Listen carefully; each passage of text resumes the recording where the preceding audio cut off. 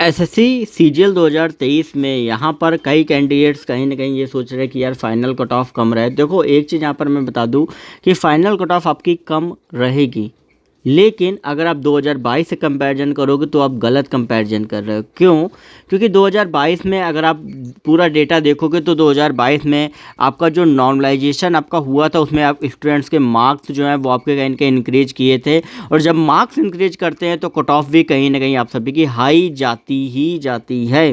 तो यहाँ पर एक चीज़ मैं आपको बताना चाहूँगा कि 2022 में एक तो आपकी वैकेंसी आपकी ज़्यादा थी, जिसकी वजह से कहीं ना कहीं जो कट ऑफ थी वो कम रहनी थी, लेकिन नॉर्मलाइजेशन ने जो आपका कट ऑफ का जो एक्सपेक्टेड था वो कहीं ना कहीं उसको बढ़ा दिया था। लेकिन हम बात करते हैं आपका 2023 के बारे में, जिसके बारे में मैं ये वीडियो बना रहा हूँ। देखो 2023 में आपको एक चीज़ मैं बता दूँ कि जिस हिसाब से मैथ में स्टूडेंट्स का रिव्यू मिल रहा है कि मैथ में किसी के 20 हुए हैं, किसी के 23 हुए हैं, किसी के 25, मतलब कोई भी श्योर नहीं हो सकता है। लोग सोच के गए थे कि भैया 90 आउट ऑफ 90 करेंगे, लेकिन अभी भी कोई भी श्योर नहीं है कि मेरे कितने क्वेश्चंस मैथ में सही होंगे, जो कि आपका स्ट्रॉन्ग पॉइंट रहता है। ठीक है।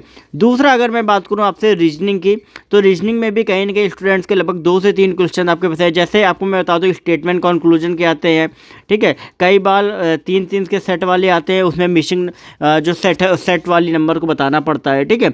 ऐसे क्वेश्चन जो है वो कहीं ना कहीं आपके रीजनिंग में भी पूछे गए हैं। तो रीजनिंग तो ऑन एवरेज 27-28 तो कहीं ना कहीं आए। इंग्लिश सेम एज है, जीए सेम एज। ठीक है।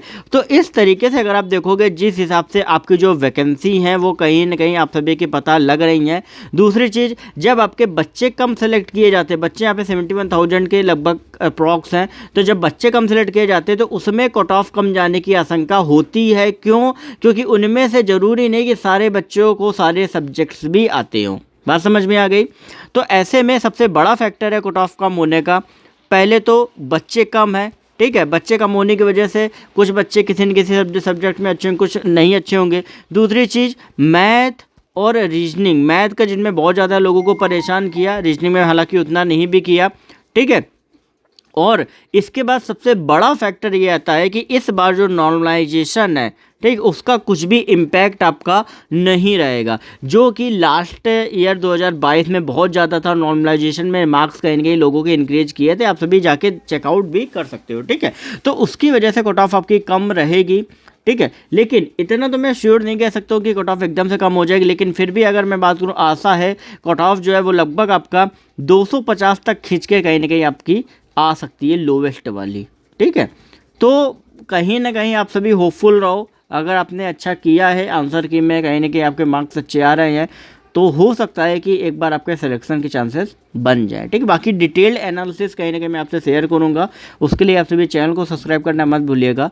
बाकी जो भी अपडेट रहेगी आपको हमारे टेलीग्राम, इंस्टाग्राम हर जगह मिलती रहेगी।